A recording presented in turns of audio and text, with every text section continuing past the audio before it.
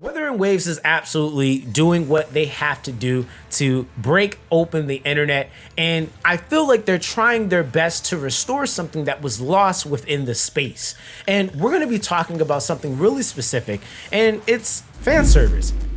I think that's something that a lot of people are on two different spectrums, and I wanted to kind of weigh in on this topic because I think it's really important, but I don't want to talk about any other game. I only want to talk about what Wuthering Waves is doing and what I feel like they're trying to do within the space, and like I said, trying to restore something that has been lost for quite some time. The first thing that we're going to be talking about is actually, really, I feel like they're bringing back balance. And what do I mean by that? Now, the thing is that me being a content creator for over the last 6 years in the mobile gaming space specifically, I feel like there has been a high and huge emphasis on waifu only games. And I think that when you're like kind of looking at that within the genre, that's not necessarily going to appeal to everyone. And I think that in a lot of ways, what Wuthering Waves is doing is they're kind of thinking about the future of expansion. How are they going to be able to appeal to a mass audience and not just one singular niche audience? And as much as some people might not like to hear it, waifus is a very specific niche within gaming that a group of people like. Whereas I feel like having a healthy balance of male characters to female characters is just going to give the game a lot more appeal when you're talking about being able to cater to everybody to some way. Now, the thing is that I think is kind of becoming a thing is the extent of what fan service is. And I think that we have to also keep in mind that a lot of what I feel like Wuthering Waves is trying to do is emphasizing more combat and not so much of just, hey, there's booba flying everywhere.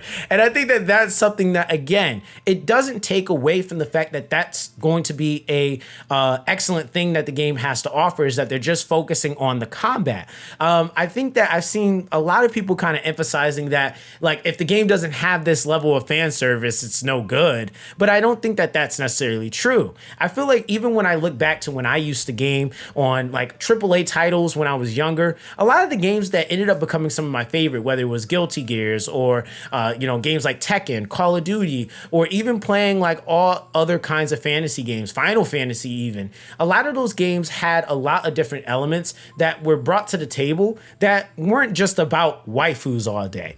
And honestly, I feel like the only waifu game I really like remembered that was like super emphasized when I was younger was maybe like Bayonetta. But even then, Bayonetta is kind of fire. Like outside of the looks, like she actually was a really cool character. So I think that that's another thing that I feel like Wuthering Waves is trying to kind of separate and assert their own identity. And that is one of the biggest components about why I am so excited and why I'm so hyped about this game, is because I don't feel like Wuthering Waves is going to be trying to imitate anything else. They're trying to create and do what they do best, and that is creating a game that is immersive and has high level skills that essentially could be adapted to any kind of player. If you're an entry player, they make it easy for you to be able to adapt. But if you're a high level skill oriented player, they also are going to have things that are going to cater to you as well.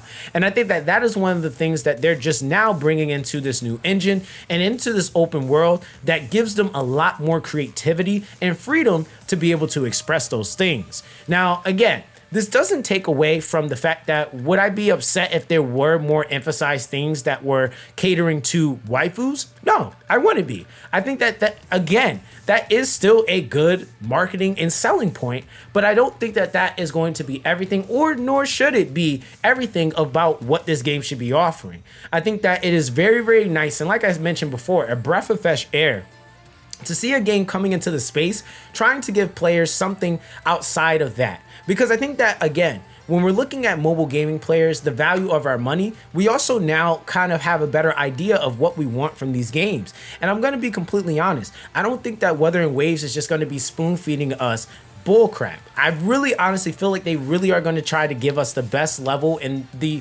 highest tier of content quality. the production value within itself, I feel like is already top tier. But I also feel like, again, when you're looking at all the other intricacies, I feel like the characters themselves, like I've mentioned, look very different. They have their own personalities. Even just the elements of their lore is kind of being shown within the gameplay, the combat, how they like synergize. I think that they really are taking their time with making sure that this is going to be a title that people remember because it's its own unique thing.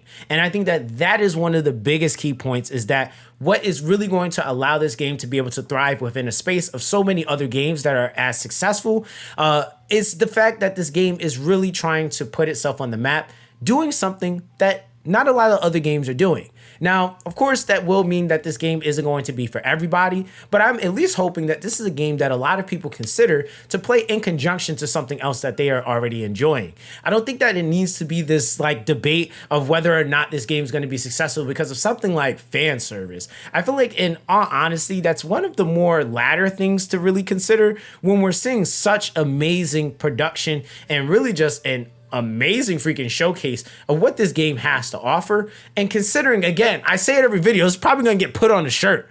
This is only the beginning. So I'm intrigued to know how you guys feel about this topic personally, because I do feel like, again, it is a major component to what is going on within the community, but I also feel like it is a thing that is going to not be as much of a big deal, especially once people get their hands on this game and they really are truly able to experience what I feel like a lot of players might be missing from some other mobile game titles, which is really high skill oriented combat gameplay, and just a game that I feel like is going to give and fulfill a need that has been lost for so long. So that's pretty much my take, guys. Let me know what you guys think. Make sure you guys like and subscribe. I appreciate you guys for going crazy on the last couple of videos. We should be going and announcing the giveaway in the next few days on the beta. We're currently waiting on that information, so I don't want you guys to feel like nothing's happening. Don't fret. It should be coming sooner than later, all right? I promise. But that's going to be that with this one, guys. And stay blessed, stay charged up, and I'll catch you guys in the next one.